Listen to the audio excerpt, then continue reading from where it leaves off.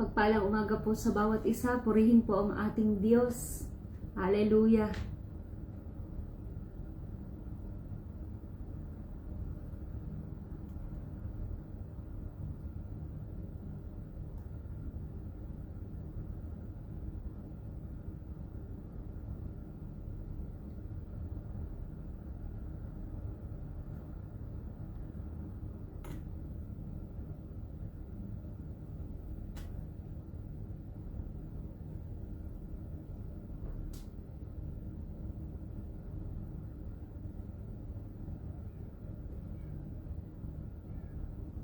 Muli po isang pinagpalang umaga sa bawat isa, lalo't higit po sa ating Diyos na buhay. Hallelujah!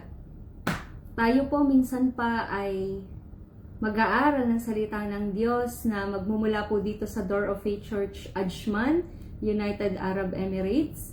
Dito po ay 1:30 ng madaling araw. Isang mapagpalang umaga sa mga nasa Pilipinas, sa Taiwan, sa ibang lugar po sa atin, at mapagpalang tanghali o gabi o hapon po, saan man sulok po kayo ng mundo naroroon mga kapatid. Purihin po ang Diyos sa buhay ng bawat isa. Hallelujah. At bago po tayo mag-umpisa sa salita ng ating Panginoon, ay tayo po muna ay aawit at magpupuri sa ating Panginoon. Hallelujah. Sige po, kung nasaan man po ang bawat isa, ako po inyong samahan na umawit. At tayo po ay magsambit ng papuri, pagdakila sa ating Panginoon. Hallelujah. Glory to you, Jesus. Hallelujah. You are worthy to be praised, O God. Hallelujah. We glorify and exalt your holy name, Father God. Hallelujah. Hallelujah. Glory. Hallelujah. Kayo po yung Diyos na tapat at dakila na aming pinaglilingkuran, Panginoon. Hallelujah. Karapat dapat po kayo sa lahat ng papuri at pagsamba, O God. Hallelujah. Hallelujah. Glory. Hallelujah. Hallelujah. Samahan niyo po akong umawit. Awitin po natin yung Diyos ng pag-asa. Or Diyos ang pag-asa. Hallelujah. Sige po. Hallelujah. Aming Diyos na dakila at walang katulad. Diyos na walang hanggan. Sa mga panghihina at kapighatian, Diyos na kaaliwan,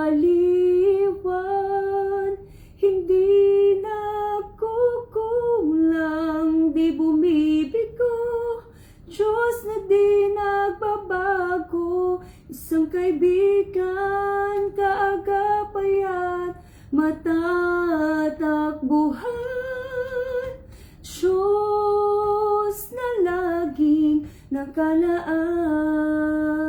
Minsan pa nga po, hallelujah. Aming Diyos na dakila at walang katulad, Diyos na walang hanggan. Sa mga panghihina at kapighatian, Diyos ng kaaliwan, hindi nagkukulang, di bumibigo, Diyos na di nagbabago, isang kaibigan, kaagapayan, matatakbuhan, Diyos na laging nakalaan. Sabay-sabay po natin itong sabihin sa ating Diyos.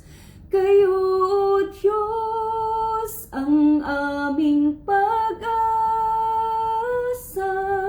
sa bawat araw ng aming ninanasa.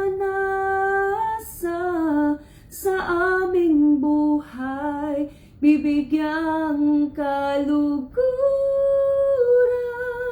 mararangalan ninyong dakilang pangalan. Declare po natin ito mga kapatid, hallelujah. Kayo, Diyos, ang aming pag-asa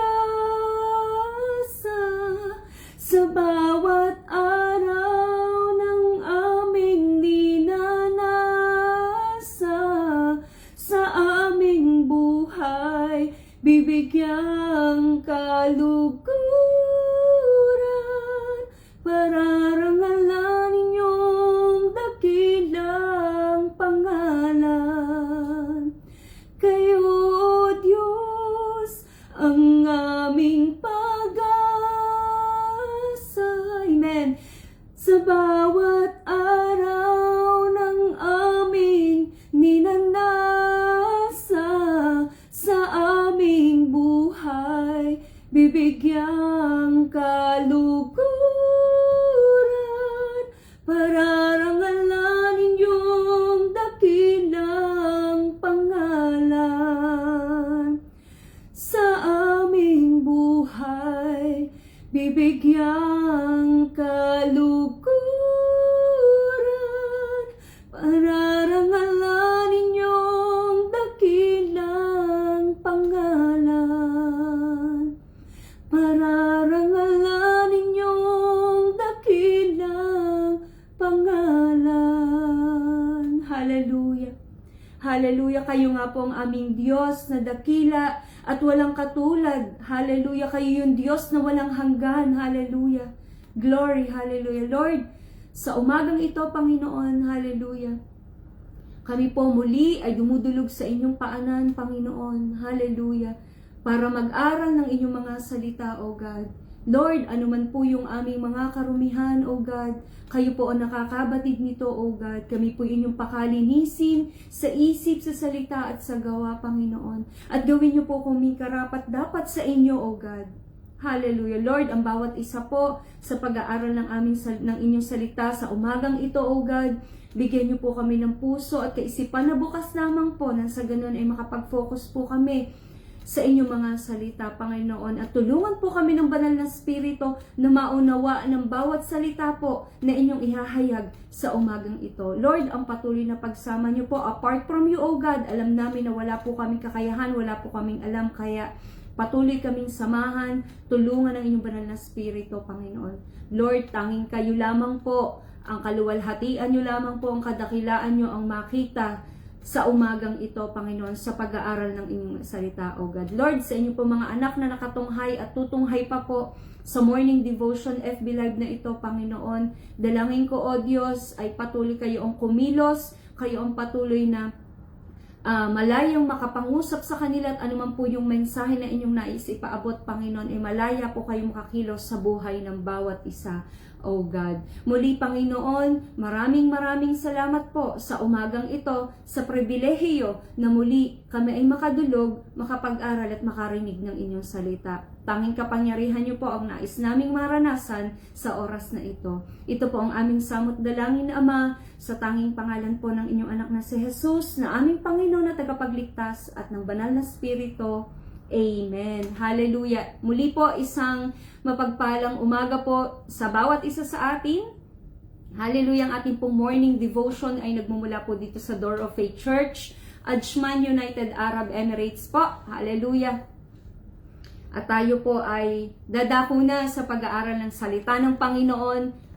At ito po ay pinamagatan ko na Live a Life that Pleases God. At ang ating pong verse ay magmumula po sa Colossus chapter 3 verses 23 to 24.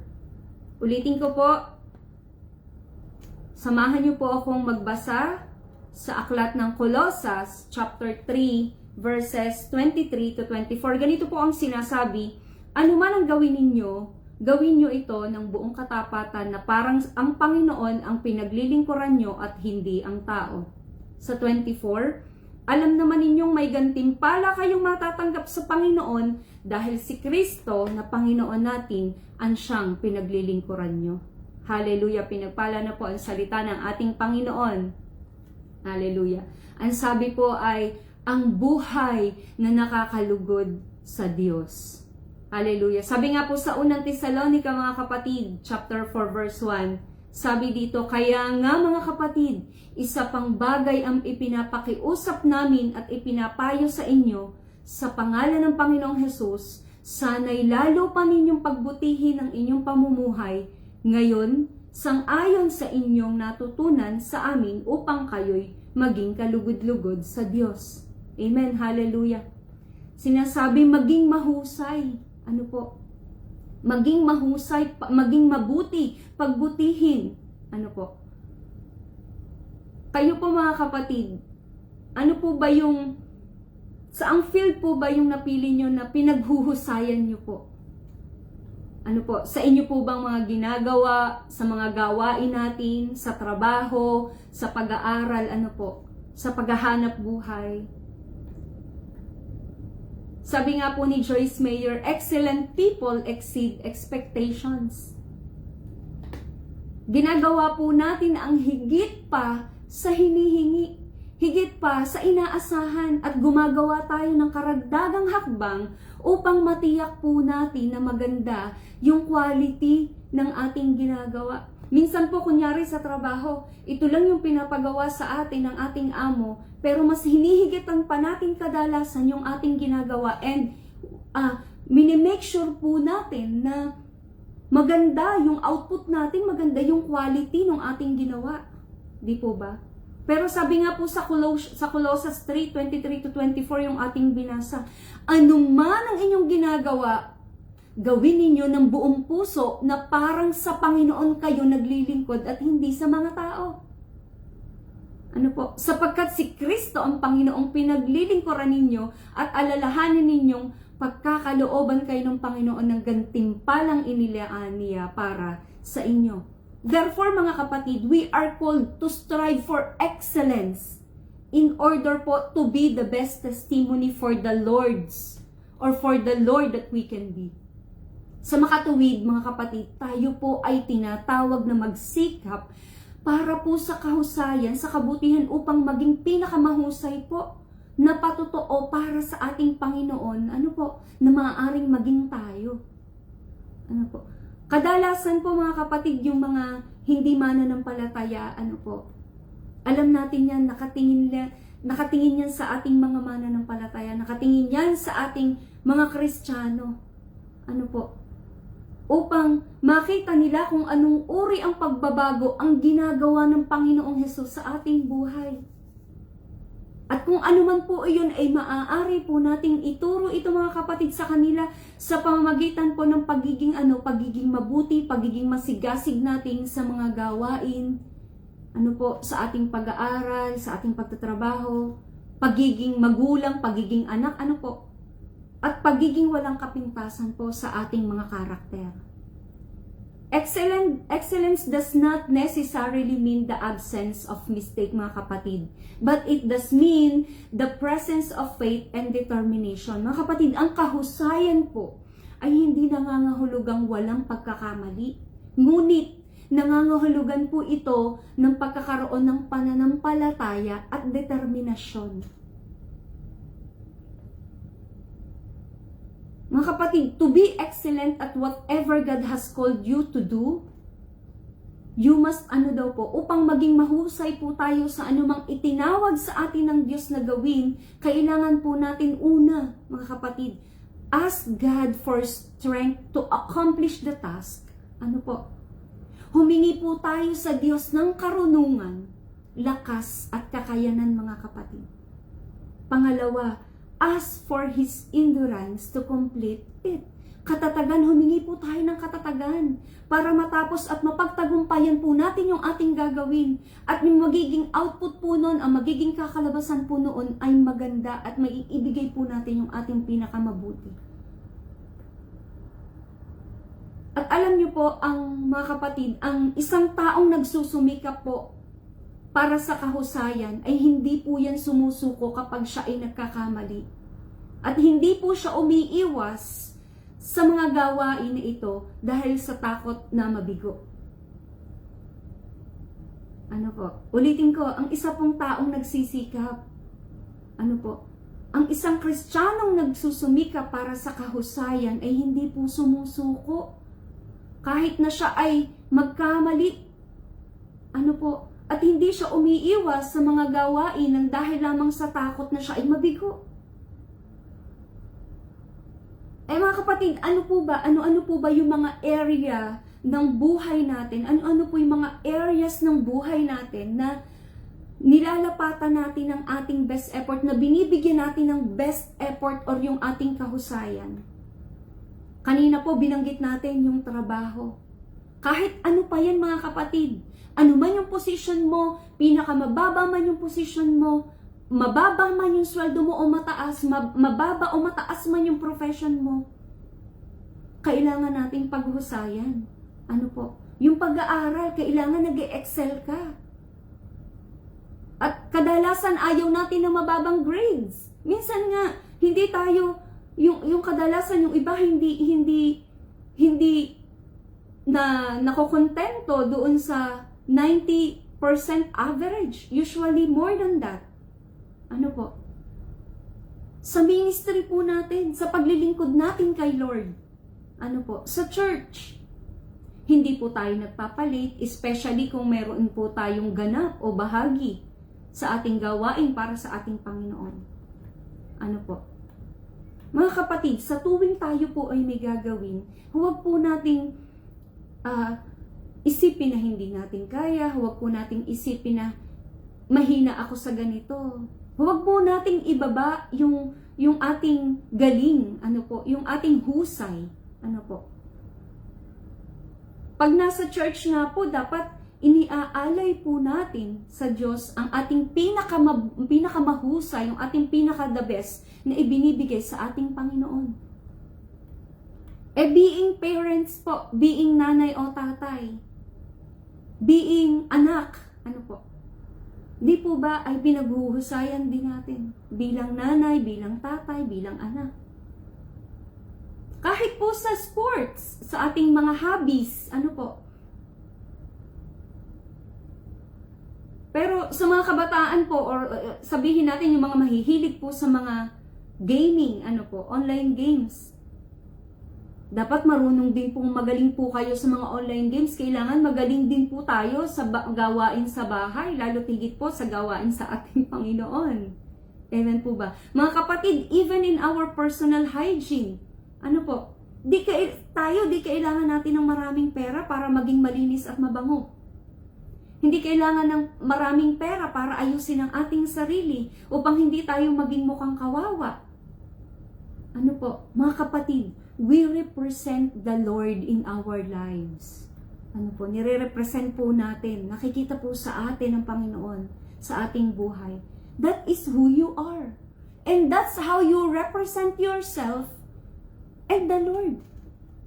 Kaya tatandaan po natin, bawat area ng buhay po natin, andun po ang leading ng Lord. Ano po? Di po natin pwedeng sabihin na pag lang sa ministry, kapag lang sa simbahan, ano po, ay nandoon ang leading ng Lord. Pero kapag mga secular work, ay wala na po ba ang leading ng Lord? Hindi po ganun. Ano po? We strive for excellence. Ano po? Pero kadalasan, ano po, aminin natin sa hindi. Pagdating sa ministry na we ignore, we don't put much effort, sasabihin natin, kasi ito lang yung kaya ko, ito lang yung alam ko. Mga kapatid, we have to strive for excellence. Yung pinakamabuti natin, ano po? Ano man po tayo mga kapatid sa labas ng church, dapat ang aim po natin mga kapatid, merong tayong bahagi sa ubasan ng Panginoon. Kahit na nasa labas tayo ng church. Kailangan mga kapatid, hahanapin lagi natin ang bahagi natin sa katawan ng Panginoon. Ano po? Na alam naman natin meron tayo at kabahagi tayo roon. Amen po ba? Kaya nga sabi doon sa Colossus 3:23 na ating main verse, ano po? Ano man ang inyong ginagawa, ibig sabihin kahit ano man yan na inyong ginagawa, secular work man yan o paglilingkod sa ating Panginoon, bawat gawa o gawain na masusumpungan ng ating mga kamay o masusumpungan po natin, it doesn't matter if it is in the church or outside the church, gawin po natin yung ating buong husay, mga kapatid. Ano po? Whatever God is giving you, do it with excellence, mga kapatid. Amen po ba? Why we need to excel? Bakit kailangan nating maging mahusay sa ating mga ginagawa? Ano man ang ating ginagawa, mga kapatid? Alam niyo po kung bakit? Because it pleases our God. It pleases our God. God wants our best. Amen po ba? Nais ng Diyos ang ating pinakamabuti, ang mainam sa atin. Ano po? Because we have an excellent God. And we reflect Him when we excel. Ano po? Meron po tayong Diyos na mahusay na sinasalamin natin siya kapag tayo po ay nangunguna. And alam nyo rin po, bakit kailangan din nating mag-excel? Kasi ibinibigay po natin sa Diyos ang kaluwalhatiang nararapat lamang sa Kanya sa tuwing tayo ay binibigay natin yung ating pinaka-mainam po. Mga kapatid, excellence is not defined in terms of how we achieve greatness, but on how we please our God. Ang kahusayan po, mga kapatid, ay hindi binibigyang kahulugan sa mga tuntunin kung paano po natin nakakamit ang kadakilaan, ngunit sa kung paano po natin nalulugod ang ating Diyos. Kaya kung gusto po natin na nagagalak ang ating Diyos, ano po, bigay po natin yung ating pinakamainam. Kapag nakaka-accomplish po tayo ng mga bagay sa buhay natin, ano po, nabibigyan natin kagalakan ng ating Diyos. And every work po is dedicated to God. Whether it's inside church or outside the church. Every work, lahat po ng ating ginagawa ay dapat dinededicate po natin sa ating Panginoon.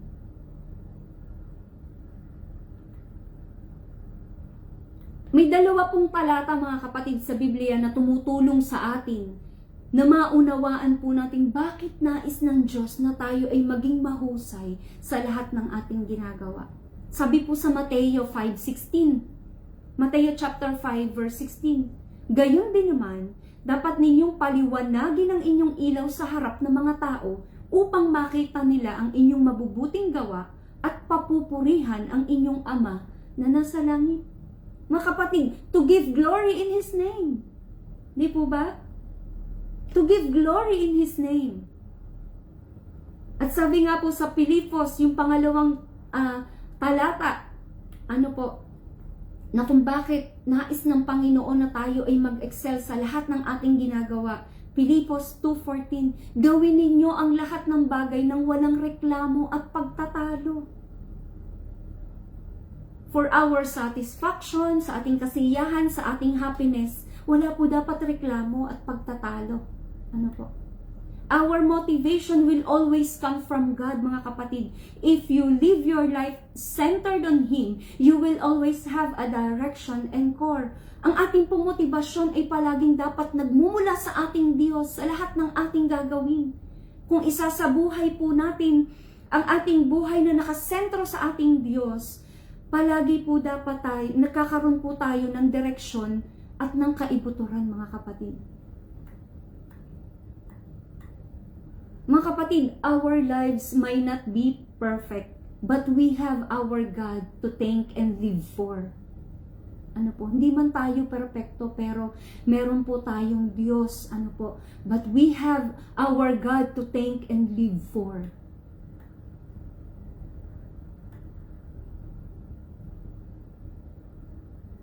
Amen po ba? Kaya mga kapatid, mula po sa umagang ito, today we are called by God to stand out and be excellent at what we do. In what areas of our lives we have been not giving our best? Saan po pa bang parte ng ating buhay yung hindi natin naiibigay yung ating pinakamainam? Kaya mga kapatid, change our mind, change your mind. Your character, ano po, yung ating character. Receive po natin the excellent Spirit of God. Ano po? In our work, in our studies, in our ministry, it being parents or child, ano po? Sa anuman, lahat ng ating ginagawa. Mga kapatid, our God is an excellent God. Amen po ba? When He gave Jesus for you and to me, mga kapatid, nung ibinigay po sa atin ang Panginoong Jesus, He was very excellent po in His love for us. Napakahusay po ng pagmamahal ng Panginoon sa atin. Ano po? At ang ating Diyos ay isang mahusay na Diyos.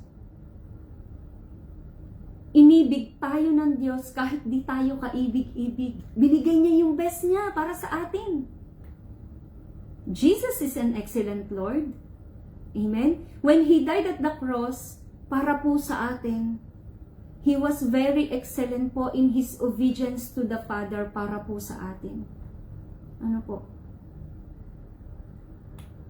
Nung ang Panginoong Jesus po'y namatay sa krus ng Kalbaryo para sa atin, ipinakita po niya yung pinakamahusay na kanyang pagsunod sa Ama para sa atin. Ano po? Kaya bilang pagtatapos po mga kapatid, minsan pa, ipapaalaala ko po sa bawat isa, ipinapaalala po ng ating Panginoon sa pamamagitan ng kanyang mga salita, yung ating pong key verse, ano po, Colossus chapter 3, 23 to 24. Ano po? Ito po yung nagtuturo ng kahalagahan, mga kapatid, ng paggawa ng lahat ng bagay ng may pusong senseridad at para sa Diyos, hindi lamang po para sa mga tao. Sinasalamin po nito yung mga idea ng ating mga gawa, gaano man niyang kaliit o kalaki, ay dapat po isinasagawa natin bilang pag-aalay natin sa ating Panginoon. Dahil ang gantimpala at pagkilala po ay nagmumula sa Kanya. At ang talata pong ito, mga kapatid, ay nagtuturo sa atin na ang ating mga intensyon at pananaw, ano po, sa ating mga ginagawa at pagsusumikap ay dapat po na naka-anchor, dapat po ay naka-angkla sa ating pananampalataya at pagsunod sa Diyos.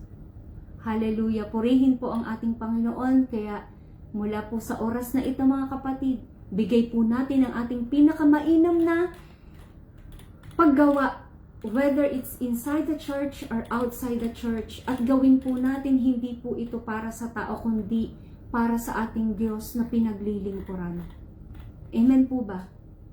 Hallelujah! Gawin po natin ang lahat ng ito para sa ating Panginoon. Hallelujah! Tayo nga po ay manalangin. Hallelujah! Hallelujah! Glory to you, Jesus! Hallelujah! Hallelujah! Panginoon, katulad nga po sa inyong salita, O God, mula po dito sa aklat ng Colossus, Panginoon, sinasabi na kung anuman po ang aming ginagawa, O God, gawin po namin ito ng may buong puso at sincerity para sa inyo, Panginoon, hindi para sa tao, Panginoon. Dinadalangin namin, O Diyos, na naway bigyan po ninyo kami, O God, ng lakas at determinasyon, Panginoon, upang maipakita ang aming pagmamahal sa inyo, hallelujah, sa pamamagitan po ng aming mga gawa, Panginoon. Humihingi po kami ng patnubay upang maisakatuparan po namin ito ng may kasiyahan, Panginoon, sa aming mga puso, yung walang pagrereklamo, yung walang pagtatalo, Panginoon. Hallelujah. At alam namin, O Diyos, ang gantimpala po ng lahat ng ito ay nasa sa inyo, O God. Hallelujah. Lord, naway patuloy po naming maging inspirasyon po kami ng iba at maging tapat po kami sa aming tungkulin. Ano man po ang tungkulin ito, Panginoon, ay patuloy kaming maging tapat sa inyo, Panginoon. Hallelujah. Hallelujah. Lord, maraming salamat po sa inyong mensahe sa umagang ito, Panginoon. Hallelujah. Lord, sa inyong mga anak na sumabay po, nakatunghay po sa oras na ito sa pag-aaral ng inyong salita at sa mga tutunghay pa po sa morning devotion na ito, dalangin ko, O Diyos, ay patuloy niyo po silang pagpalain sa lahat ng aspeto po ng kanilang mga buhay, anuman po yung kanilang mga personal na dalangin sa inyo, kayo na nga po ang bahalang kumilos at gumawa ng naaayon po sa inyong kalooban. Lord, patuloy na pag-iingat po sa inyong mga anak na pupunta po, papasok po sa kanilang trabaho, sa kanilang school, Panginoon, sa kanilang pag-aaral, anuman po ang kanilang gagawin, Panginoon. Hallelujah. Patuloy niyo po silang ingatan at gabayan at ilayo niyo po sila sa anumang kapahamakan, O Panginoon. Hallelujah. Hallelujah. Glory. Hallelujah. Patuloy niyo po silang iingatan, O God, at anumang gawa ng kaaway, Panginoon, hallelujah, ay sinasaway po namin ito sa pangalan niyo, Panginoong Hesus. Anumang gawa ng kaaway, Panginoon, sa maghapong ito, Panginoon, hallelujah, ay sinasaway na po namin ito, binabasag po namin, Panginoon, anumang gawa ng kaaway, sa pangalan niyo, Panginoong Hesus, ay hindi po sila magtatagumpay, Panginoon. Hallelujah.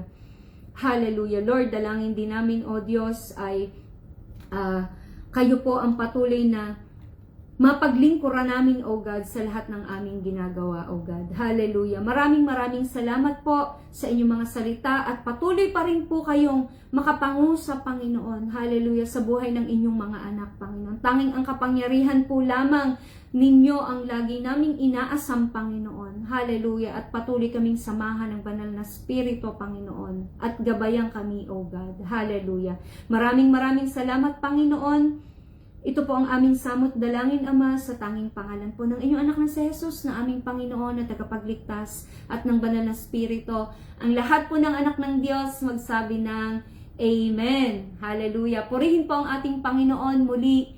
Isang magandang umaga po sa bawat isa. Purihin ang Diyos po sa buhay ng bawat isa at patuloy po tayong pagpalain ng ating Diyos. Hallelujah.